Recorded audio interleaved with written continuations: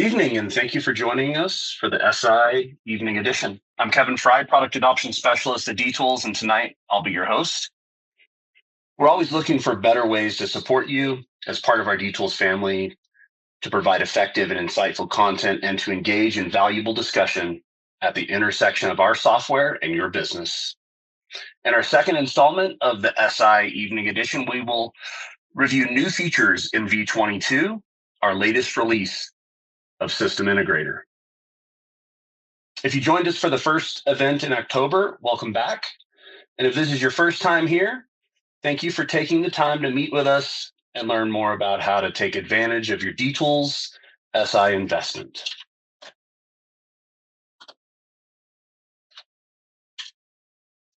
I'm joined by several members of the D-Tools customer success team, including your SI account managers and a few of our professional services consultants. They'll be in the chat helping to answer your questions during the event. Tonight, we will get started by highlighting some new features in v22.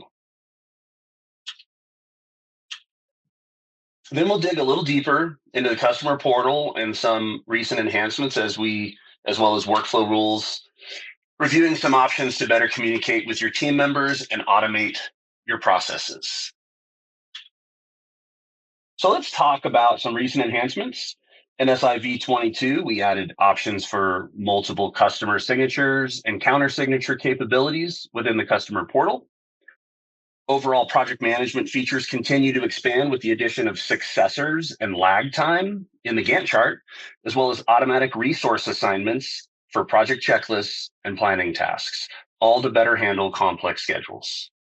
Proposal reports can now include custom cover page images per client, as well as options for showing the scope of work. Now you can lock models, package names, and unit cost on approved items for better change management. When receiving purchase orders in v22, item receipts can be exported to QuickBooks Online. One of the highlights of mobile install is sharing project documents with field teams. Now you can review, delete, or replace shared documents.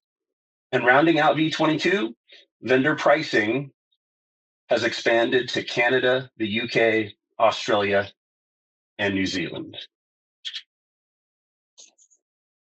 Our 2025 roadmap includes work on inventory management, multi-office support, and native mobile apps for iOS and Android.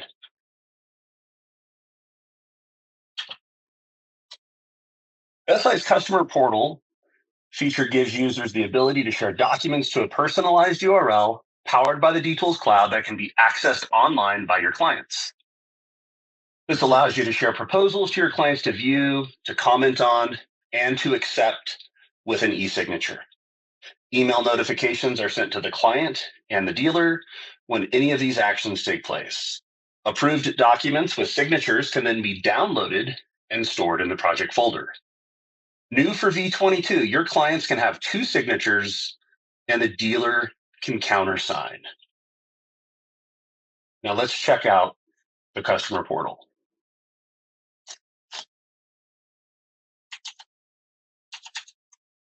All right, I'm going to come right over here to my SI and just pick a project. Sorry, let me get to my projects view.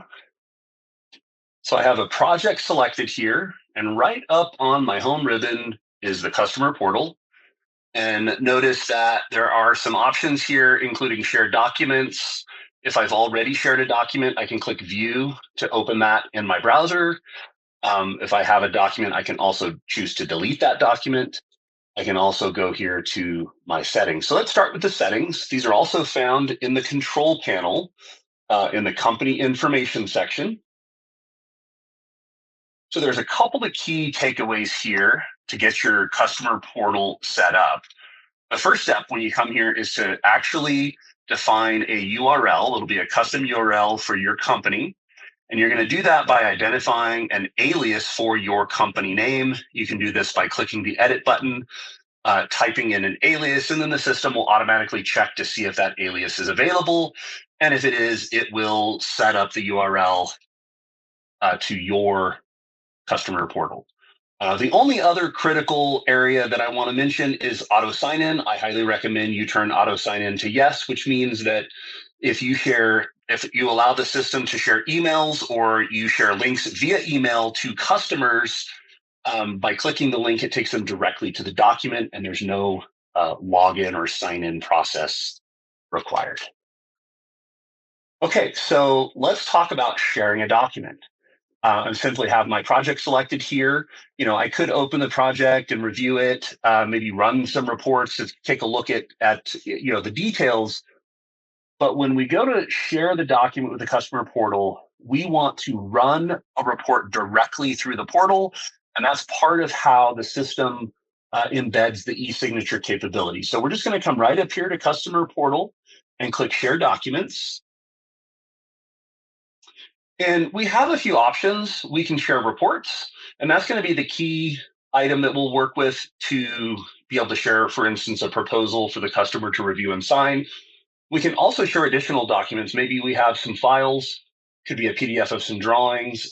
We also have the submittal report feature, and you can run a submittal report from here as well and share that with the customer. So let's go ahead and click Add Reports. And I'm simply just going to pick this project, and I'm going to select just a standard proposal with large images report. I'll click Add and Close, and you can see the report is listed here. You can change the name of the document here if you'd like to say, something like Jeff's technology proposal, maybe, whatever naming convention makes sense. That easily and quickly renames the document for you to see it as well as for the customer. And then you can also add a description here if you'd like.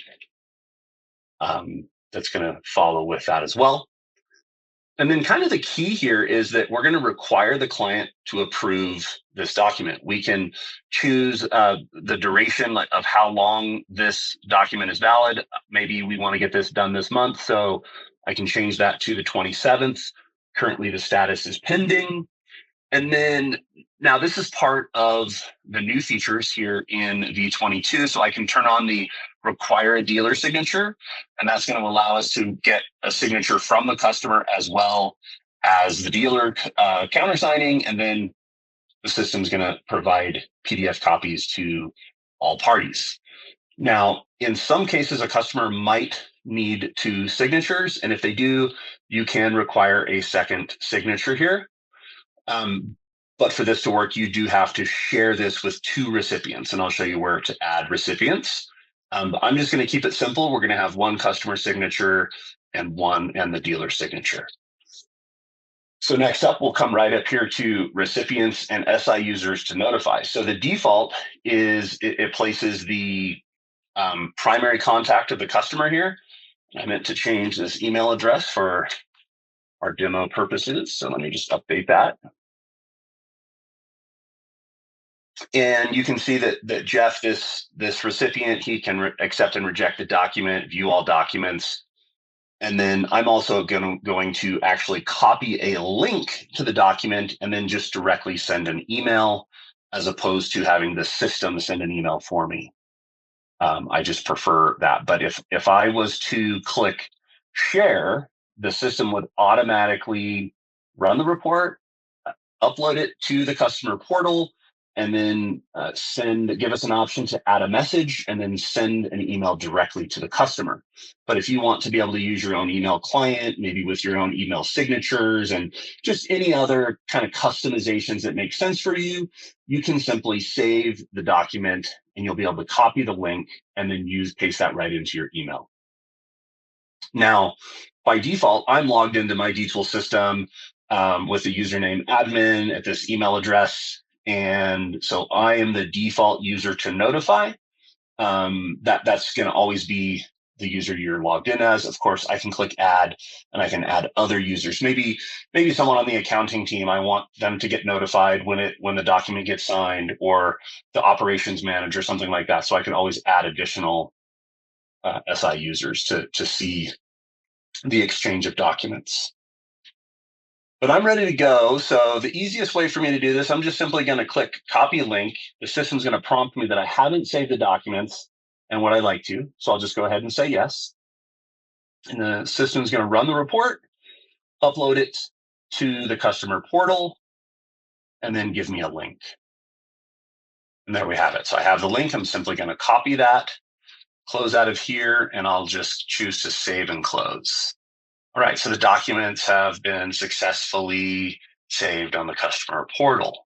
But notice it says the users have not been notified, right? So I have the link copied, but it has not sent the document to the customer. So I'm going to go ahead and come over here and grab an email.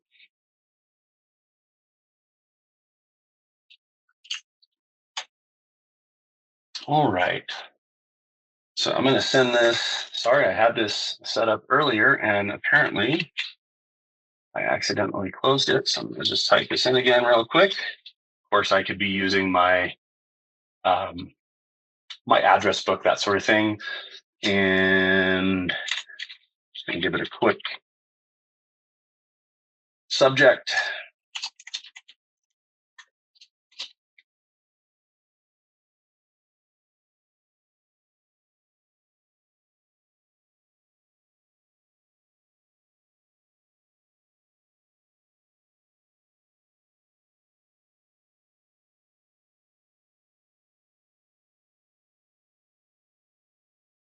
Little typo there. And I'm just going to type in like Jeff's technology proposal, just like I did in the actual file. I'm going to go ahead and highlight that and then just come down here and click the link button, and I'll paste in my link and apply it. So now I have this nicely drafted message here going out to my customer, right? So I have full control over this message, and I've put my link in place, and I'm simply going to send it. Okay.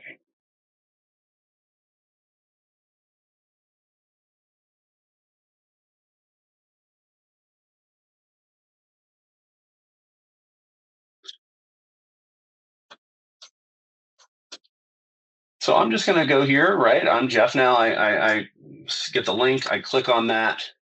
The customer portal opens. I get a card kind of view. So if I'm seeing more than one document, each one of them would be on a card. I'll simply click on the document and I can view the proposal. I can scroll through it. If I want to, review it offline, I have that option. I can download the file. I can comment back to the dealer,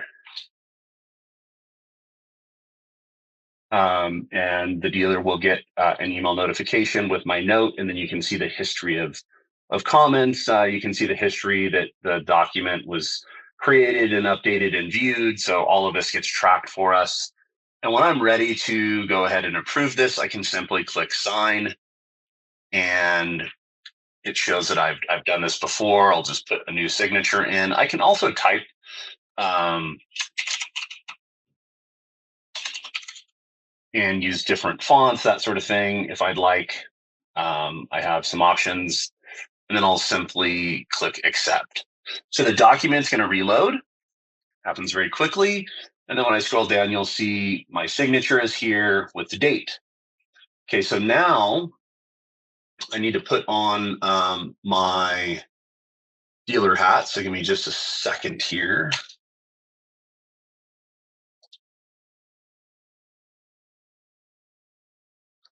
So I also received an email, and I'm simply going to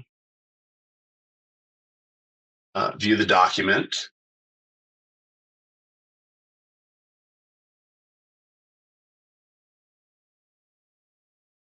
Log into my portal, right, as the dealer, because I received an email about it. So I can log in. I can see that the customer signed it. And if I'm ready, I can simply accept it as well and do that. Uh-oh, I logged in as the wrong user. I'm not authorized to sign it. Give me just a second. So that's pretty smart. I've never had it do that before. So it recognized that I logged in as a different user.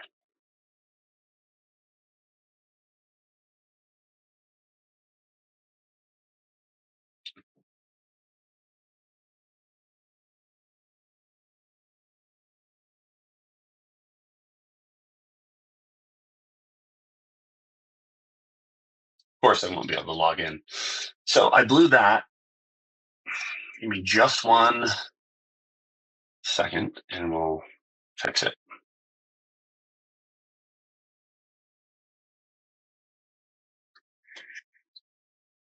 It's what happens when you're trying to play both sides of the stand on both sides of the fence here. But I think you get the idea. Typically, what would happen is I would just open my email as the integrator. I would click the link. It would let me go to the site and sign it, and then both of us would get, both the customer as well as the dealer, get the document with both signatures in place.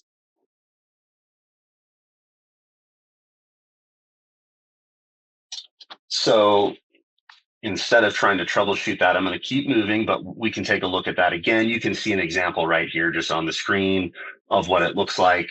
It's very straightforward. Your client signs it. You click the link, you can see that they signed it, you sign it as well, and then each of you get an emailed copy of the PDF fully executed.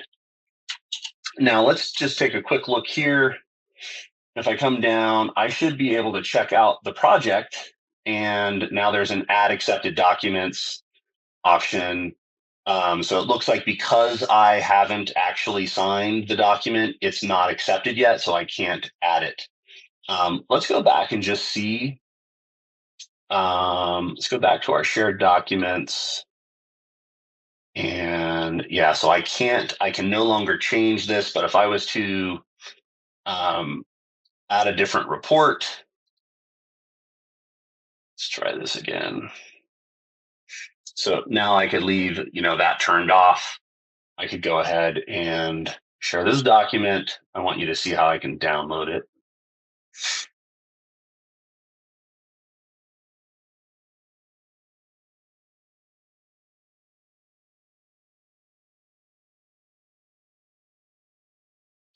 So you can see I got a new email. I'll click here. It's the email that came in. Let's make sure it's the correct one. Sorry, I'm really blowing it now under pressure because I didn't change the email. So that was a document that went nowhere. Now, if I wanted to do this right, I would probably, if I actually did it wrong, I would probably go and delete the documents and then start fresh. Because on the last one, I sent it to the wrong email. It's almost like I've never done this before. I promise I've done it many times. I'm gonna go to my recipients and users and fix the email real quick.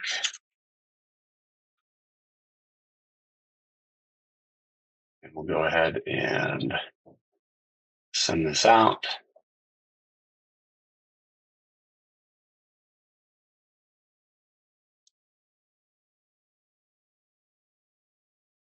Copy my link. Right, no dealer signature required this time. I'll go ahead and save and close.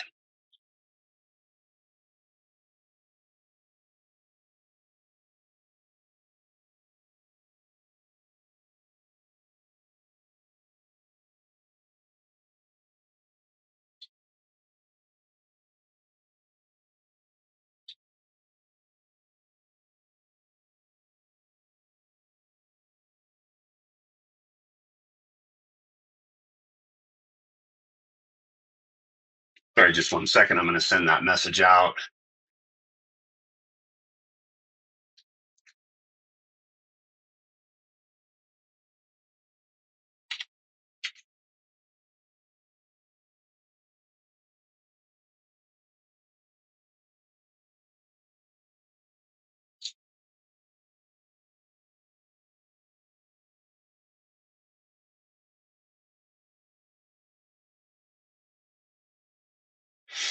Wow. So everything's suddenly fallen apart. Okay, here we go. I got the email. I'm going to go ahead and pull this over. There's my link. And I'm going to go ahead and click on my document to review it. And again, I can accept it when I'm ready. There's my signature. And now the document's been executed. It does not require a dealer signature this time. So now I should be able to come back here. Just going to hit refresh just to double check. Yeah, and the system went ahead and downloaded the executed document there. And it just opened it up here in my browser with my customer signature. All right, we made it through that. I'm going to keep moving here. Sorry about that.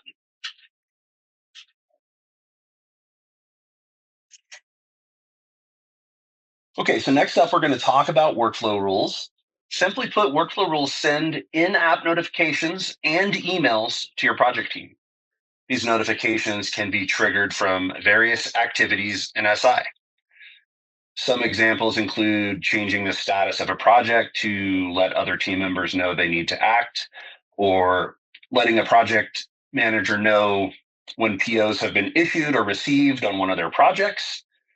Or how about sending an email to a sales rep to let them know a service plan is expiring soon as a reminder to discuss renewals with the customer. Workflow rules can be created for projects, purchase orders, tasks, service orders, and service plans. And in v22, we have added several new options in workflow rules, and a couple of those stand out to me. One is the option to send a notification when comments or notes are added in tasks or service orders. So for example, I might be a service manager or someone who's following up on a service need, and I open the ticket, I add a comment, I can have a workflow rule that sends a notification to various stakeholders. It could be the sales rep who has a close relationship with the customer. It could be a project manager who has done work on a project in the past. It could be the service manager, right? Different team members that it might be valuable information. Another interesting option is including site or billing addresses as well as resource names in notifications tied to tasks and service orders. So another example might be that when a service order is completed, I want to send a notification to someone maybe on the accounting team. And I want to make sure that the notification includes like the billing address for the customer, as well as the names of any resources like the technicians that did work. So that way they have a complete picture. If they need to ask some questions, they can quickly and easily get access to that information. So let me show you a few workflow rules that'll help you get started in trying to use these features. All right, so we're going to find workflow rules in the control panel. So I'm simply going to go down here to setup and go to control panel. And then you can see it right across the top row under the application settings is workflow rules. So I'll just double click here and we'll walk through a couple of these. So one that I really like is this idea of a workflow where maybe the sales rep in your organization, like their job really is to manage the relationship with the customer, really manage the opportunity, the scope, the budget, but they don't necessarily spend a bunch of time in D-Tools building quotes, but they request them. And maybe there's a notification that goes out once the estimate is ready for them, that notifies the sales rep. So for instance, I have one here we can take a look at, and we'll walk through how this works. So first, notice that the entity type is a project. So it's related to changes in a project, and it's going to execute when the project is updated under the following, when the following criteria are met. So in this case, it's really simple that the status or the project status is set to ready for sales.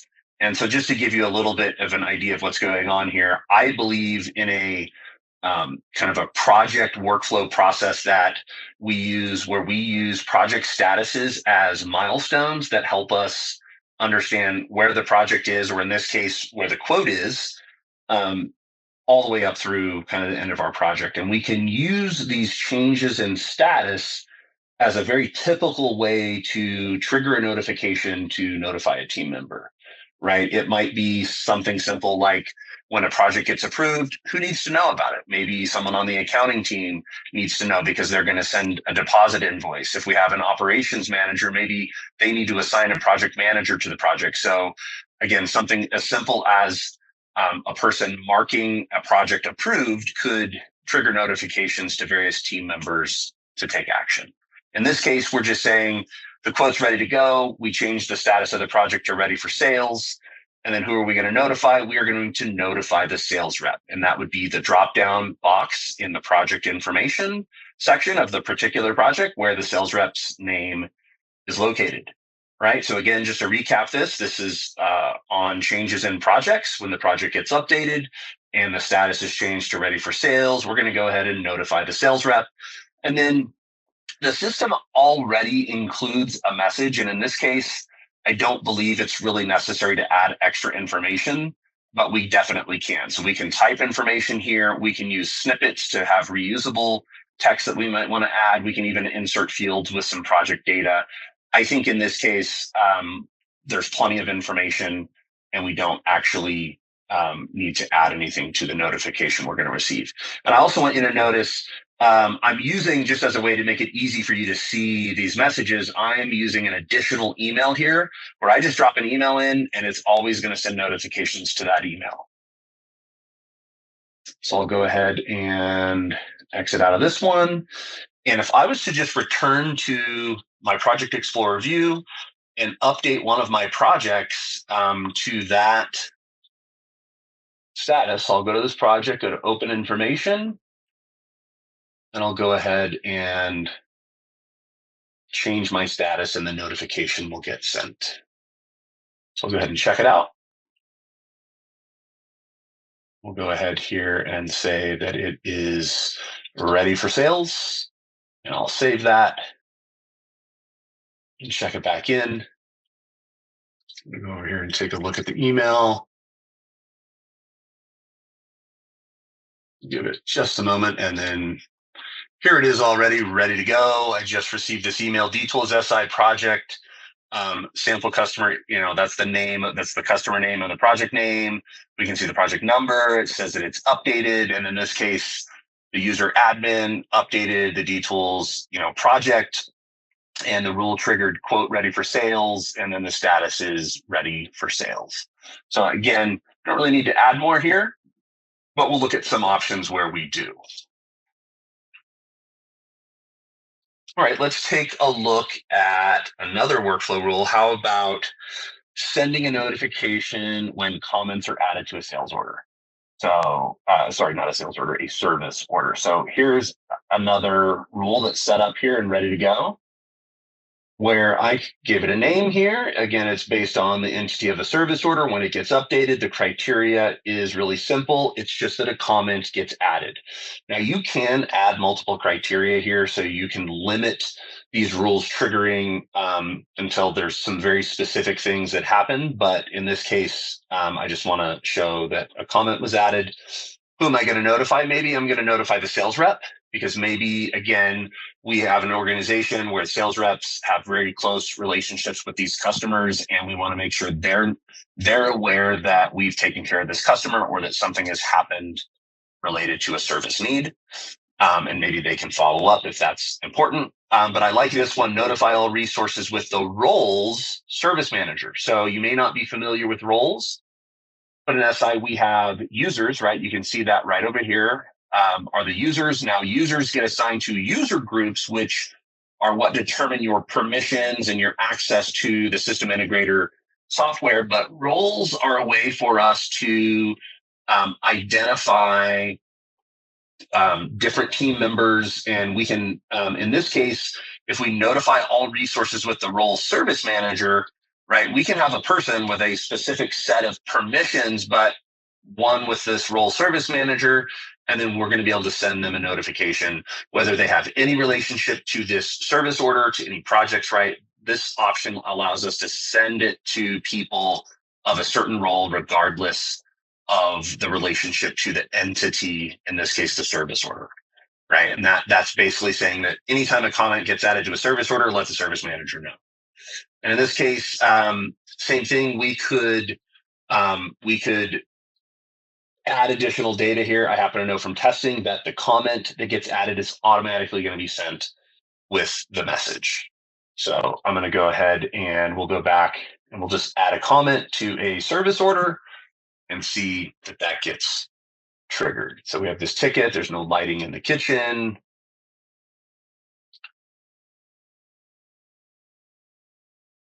Come up here to comments and say, problem solved. Customer is happy. Thanks for attending the SI Evening Edition. All right. I'm going to go ahead and add that comment. And if you're not familiar with comments, you get a date and time stamped message here showing who added that. And comments just keep adding here and become like a really nice history of maybe some things that have been happening on a particular ticket. So I'll go ahead and save that.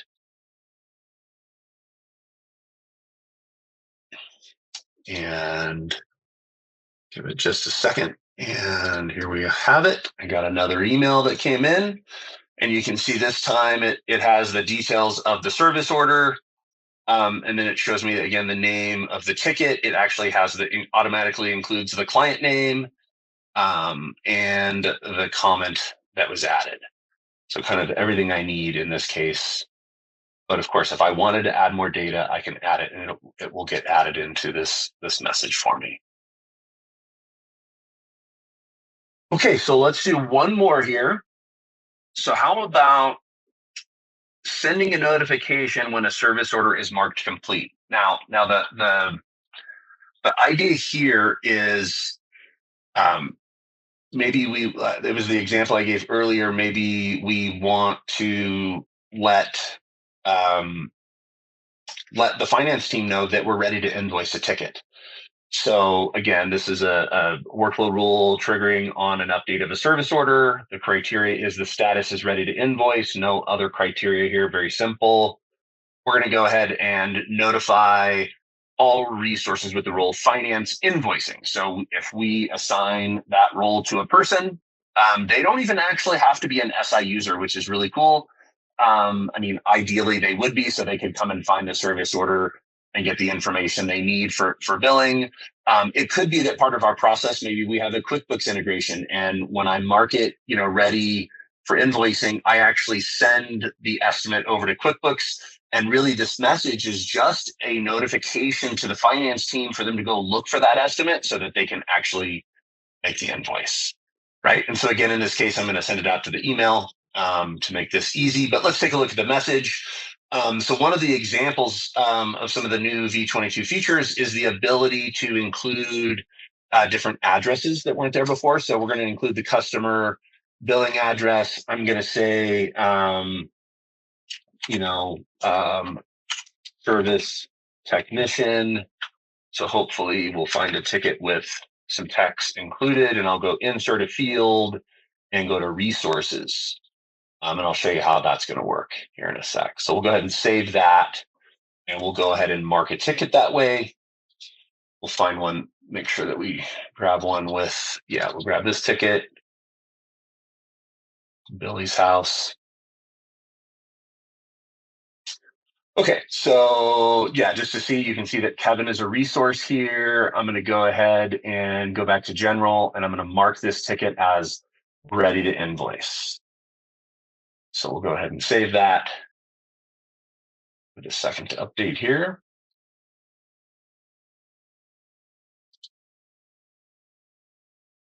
In fact, that was already here before I even looked for the email. So there it is. There's my rule. Status is ready to invoice. Client's Billy Joel. Service technician Kevin Fry. Customer billing address 456 Miller Street in Orlando, Florida. Excellent. So I really like the workflow rules. I think the key takeaway here is, finding ways to use these tools that are beneficial without overwhelming your team members with the notifications and the emails. But, when critical things are happening, I think they can be a very valuable tool. So that does complete the presentation for tonight, and I'd like to make a few quick announcements as we move into our Q&A. So for those of you that may have limited time, if you have to go, I'd like to thank you for joining us and let you know to be on the lookout for a follow-up email with a recording of the event. As soon as I can get that processed and posted, we'll get an email out. And for the rest of us, I'd like to get you acquainted with the Q&A process. So if you'd like to talk with us and ask a question, please use the raise hand option in your Teams window. You're also welcome to type questions into the chat or the Q&A sections in Teams, and we can answer those questions directly. There should be a number of D-Tools team members helping to field questions along the way here. So when you do get called upon, this is really important. Please remember to unmute your microphone. Again, you will have to click the button to unmute your microphone. We can't do it for you. So now I'd like to introduce Trilia, one of your SI account managers, who will be moderating our Q&A session. Thank you, Kevin. All right, everyone. So before we jump into unmuting the mics for the Q&A portion, I know that we wanted to pass it over to Doug really quickly. I believe we had a question in the chat, and Doug was going to read that for us so we can get that answered. Hey, yeah. So Mark had a question about handling expenses. So I know that we have the ability to do that, of course, with products and labor. But his question was, is there anything on the roadmap of SI that we are aware of to handle expenses differently than a catalog item or a miscellaneous item? That's a great question. Mark, I see your name there. Yeah, Mark. Thanks for that question. You know, it is a really good question. I think it's something that is kind of near and dear to some of our hearts here when we think about just that, you know, I always tell people you're either equipment or your labor and in D-Tools. And it really does seem like we need a different entity type. Right. We fundamentally, when we talk about items in D-Tools, there's equipment, wire, speakers, labor. Those are those kind of fundamental category types.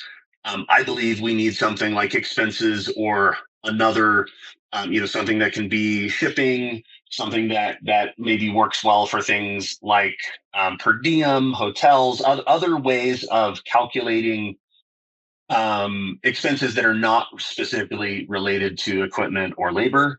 And especially because then we can look at things like project summary reports where we can see, the margin on equipment and the cost and those sorts of things. And the same thing for labor. And then we can have a separate section to kind of track these types of expenses. And I think it's a very important feature. I know that there are definitely feature requests, and I've personally had conversations with our product manager. I know most of us on the professional services team have as well.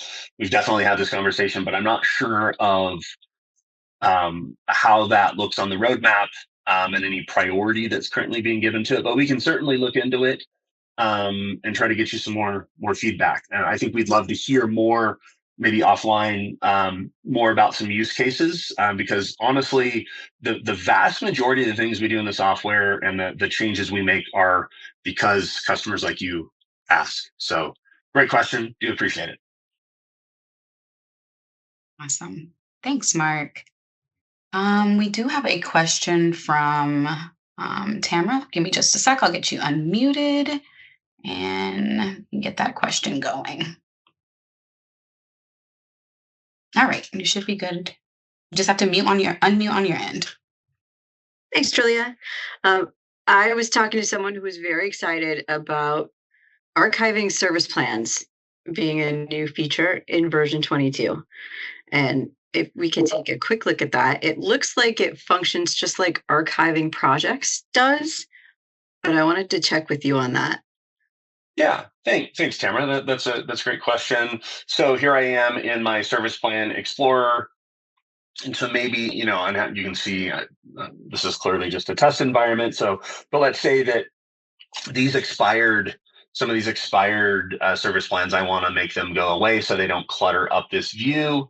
I believe there's an archive button right up here. It's exactly like it is for projects. So I'll go ahead and click that button.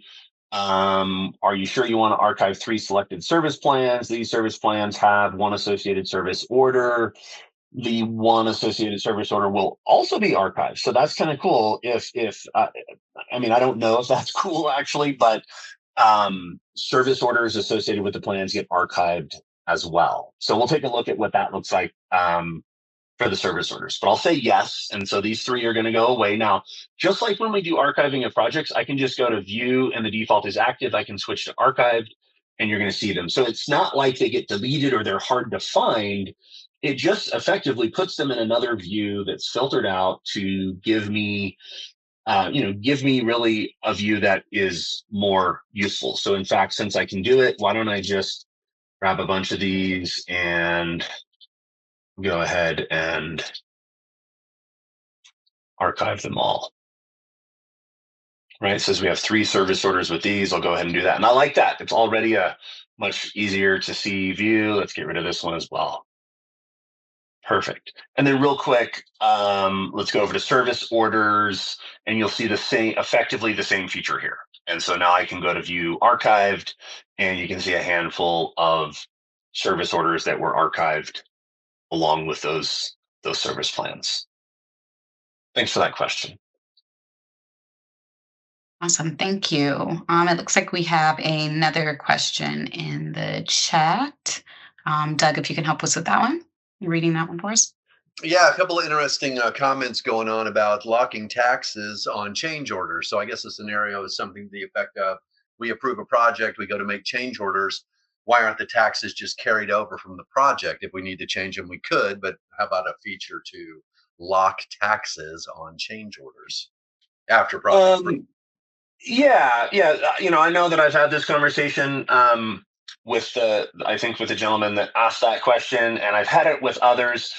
I'm not sure that that's exactly how it works. So let's double check. So I have an approved project here, and we'll walk through it, and I'll definitely address the question because I think there's a little more to it that we might be wanting to think about. So I have a project. I'm going to come up here to settings and go to my tax settings. I think, yeah, and you can see not only that I have an approved tax rate at 8.625, but I have multiple change orders here that are at 8.625 as well. So now if I come up here to settings, go to change orders, and I'll just go ahead and add a new change order.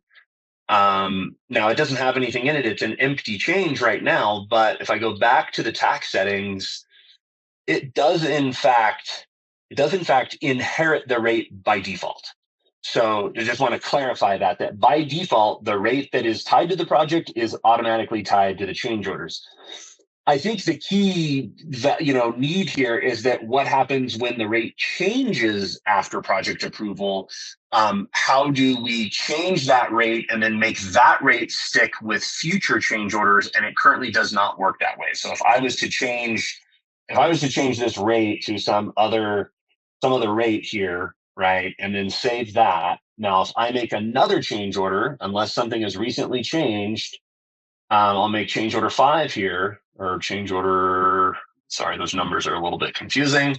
I'll go back to my tax settings and notice it just goes right back to the previous rate. So I think that's actually what was being referred to, that it doesn't keep that rate once I set it for the change order. So I do agree that it would be a valuable update that if I change the rate for change order 1, because the calendar year has changed and the rate has changed, that new rate should stick until I go ahead and change it again.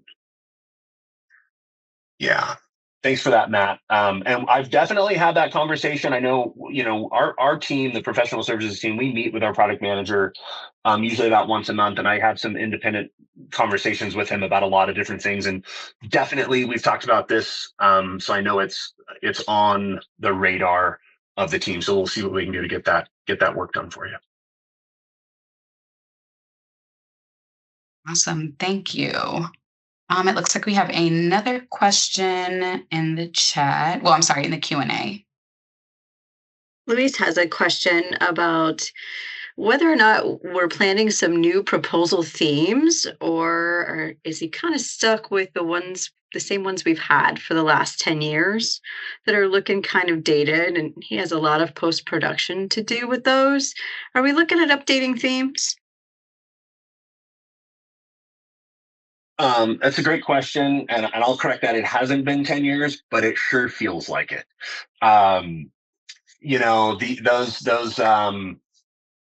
Those new themes that we have, I call them new themes because we had other themes for a long, long time. So as far as I know, we don't necessarily have plans for some new themes. I think it would be a good idea. But I think there's a lot of other areas around reporting that we could do some work on as well. Some more areas that are kind of functional needs, I think, that are less about the style and the look and feel and more about just some functional areas of how reports work. I could see us doing some work on enhancements around how optional items work, as well as many other things. I mean, we are definitely making some headway there. Like, as I mentioned, the updates to proposals in v22 with the ability to assign kind of custom cover pages by client, as well as the options to add the scope of work to your proposals, either at the beginning or the end.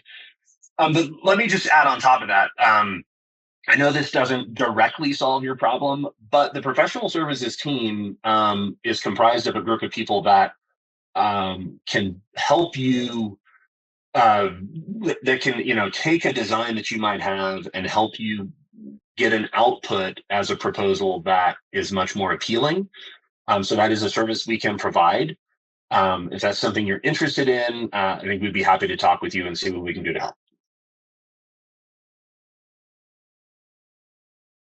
Thanks, Kevin. All right. I think those are all the questions that we have in the chat at this time. You guys feel free to raise your hands if you have any questions for Kevin for us to get answered. This is a great opportunity for that, whether it's about something you just saw or some other questions. Mark, let me get you unmuted here. Just make sure that you unmute on your end, and there you go. Thank you. So regarding change orders, is it possible to have another field added to the change order when you add a new change order? I mean, I understand that D-Tools is going to automatically give its numbering, 1 through whatever, whether it's internal or external. But is it possible that the integrator can have their own numbering scheme? Because we've had a number of cases where the change orders get out of sequence, and we may be on change order 3, but yet the automatic number is on 2 or 4, and we want it to be change order number 3, but we can't change that without editing the PDF in the PDF editor and overlaying the a 4 where the report says it's change order number 3. Does that make sense? So I think it does a little bit. I'm not quite sure how is it that your numbering is getting out of order? Yeah. So if you add a change order to your numbering, and yet change order, the automatic number is going to be number 4, but in reality to the client, they've only seen 2 change orders. So why have they only seen 2 change orders? Because you have internal versus external? Yes. Okay, so here let's back up for just a great question, Mark. I really appreciate it. So let me show you this. So there is a setting related to this. So I go to settings. This was added back, I want to say around V19 or 20. We're going to go to project rules, I think it is. And no, it's not. Give me just a second. I always forget where this is. It's under project number format. So project number format, right? We have all these options about how we generate a project number. And then we also have right down here, maintain separate numbering for external and internal change orders. Yep. So you'll notice that if I do that, my internal change orders will have their own set of numbers and my external change orders will have their own set of numbers. So they are independent. And so there shouldn't be a case where, I'm on change order number 4 and the customer hasn't seen 3 other change orders. Right. It allows the numbering to be totally independent. So it's not like 2 internal change orders are 1 and 2, and the next 2 that are external are 3 and 4. Sure. Now the naming kind of gets overlapped, right? And I'll just open another one here, maybe. Let's try this one. So, and then I'll add to that. So number 1, they can have their own sequences, which I think is part of the issue that you're trying to deal with, right, is just being able to separate those numbers helps a ton. And then the other issue is, so I'll go ahead and create a new change order. It's external, and I'm going to let it auto-generate the number, and it's giving it a name of change order number 1, which I can change to be anything I want. And I see a lot of customers where instead of letting it say change order 1 here, they put a name that maybe is a little bit of a descriptor of the change. Yep. That's exactly and then what we do. And then also some notes sometimes. So now we have change order 1. Now, if I add another change and I make it internal, notice the default here is it says it's change order 2, but I could also call this, something like ICO. I don't really need a huge, just like ICO number 1 or something like that. And of course, it is also going to be number 1.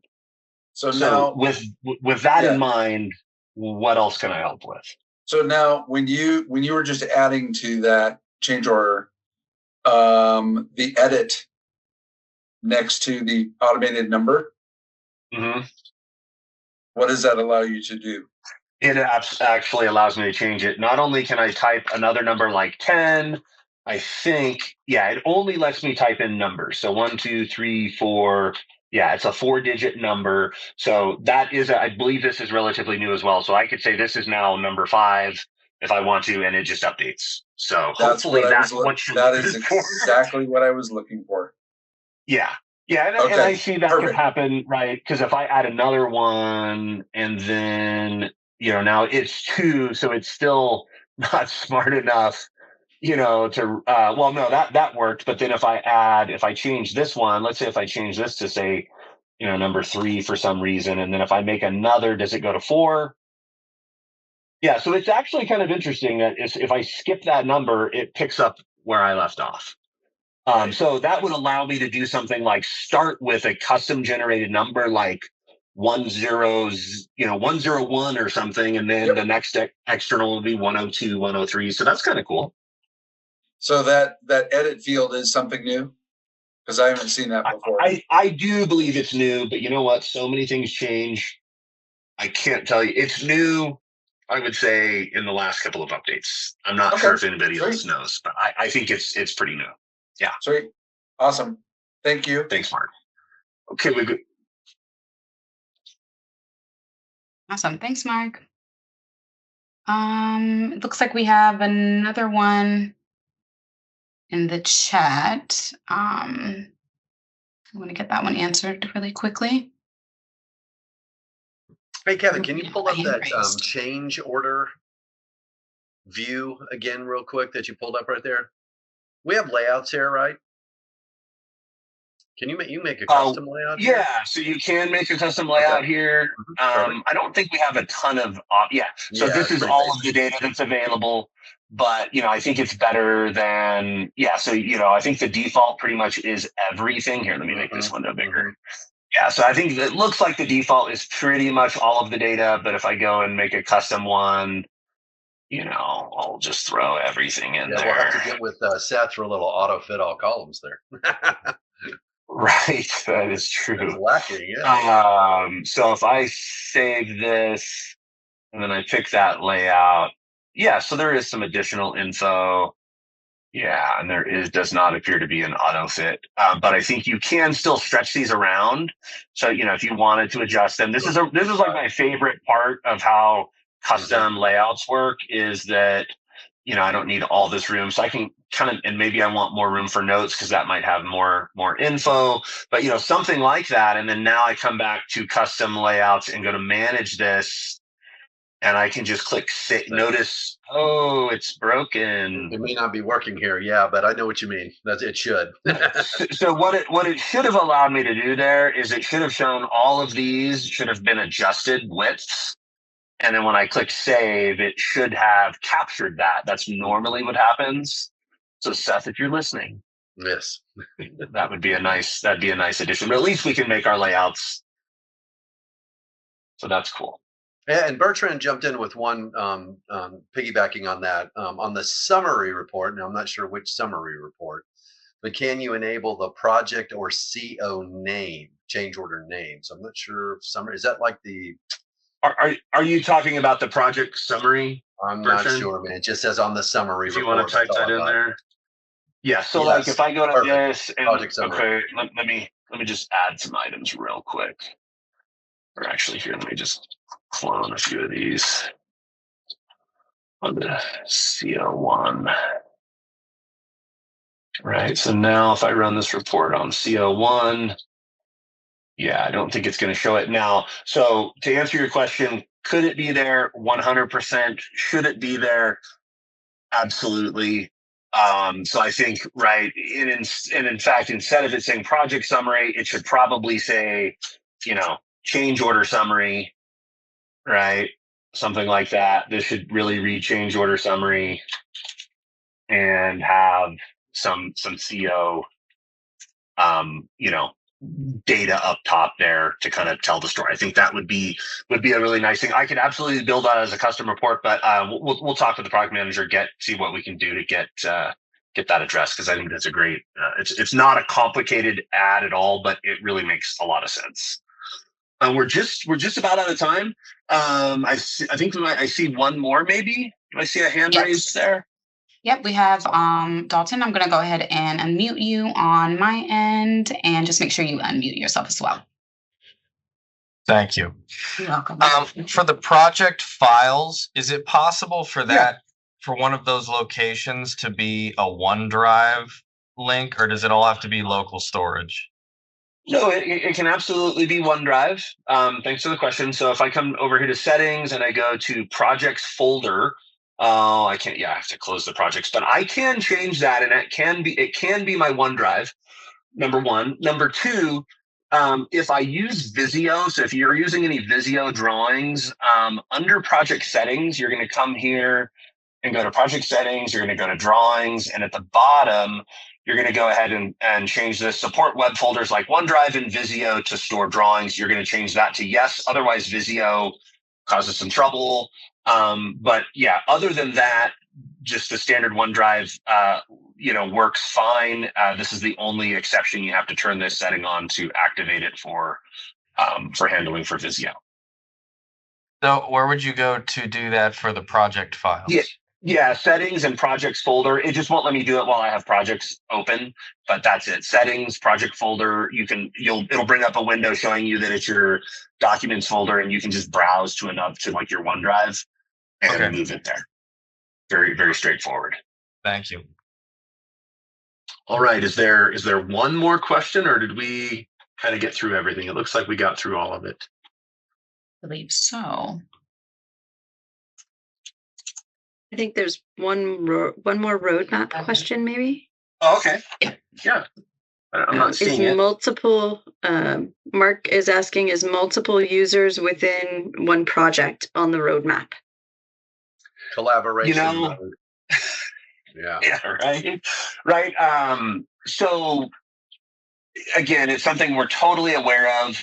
In fact, just recently, and maybe one of the last meetings I had with our product manager, we were talking about the work in inventory, and I know that there was a couple of things we talked about that just some of these when you start looking at things like, purchase orders and, inventory and moving products around, there's a lot of data flowing around, and it really becomes critical that that data automatically is updating.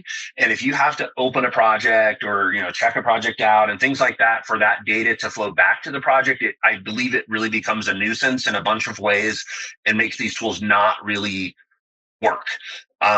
So the good news is related to that, the work related to that is also related to your question of multiple users. And so I do believe that at least to some degree, we're going to be addressing some of that next year as we dig into some of these features we're looking at. It may sort of force us to take a closer look at some of that. I know that we did some preliminary work that would lead us to that capability, but it's really, really complicated, and it impacts some really deep code in the software. If you're familiar with that idea of how projects are file based, it's just kind of complex, and it would require a ton of effort to fix the issues related to that would lead us to multiple users in the same project. So I'd love to say that I think we'll do it, but I think I'm going to tread lightly and know that we're going to be heading in that direction. Keep encouraging us, keep pointing it out every time you talk to us that it's a critical need, and we'll see if we can get it done for you. Thanks for the question, Mark. I do appreciate it. So we have reached the end of our time. Get back to my slides. And I know it's late, so I'd like to just end by thanking all of you for helping to make our second SI Evening Edition a success. This is all for you. We appreciate you coming out and supporting us and giving us the opportunity to support you and your businesses and your success. Please come and see us again. So be on the lookout for a follow-up email with some content links and options to get further information on any of these topics we talked about. Definitely, if you're working with a professional services consultant, stay in touch with them. If you're not, reach out to your account managers if you have additional questions. And just please continue to let us know how we can support your business. We hope to see you at the next evening edition. Good night. See you next time.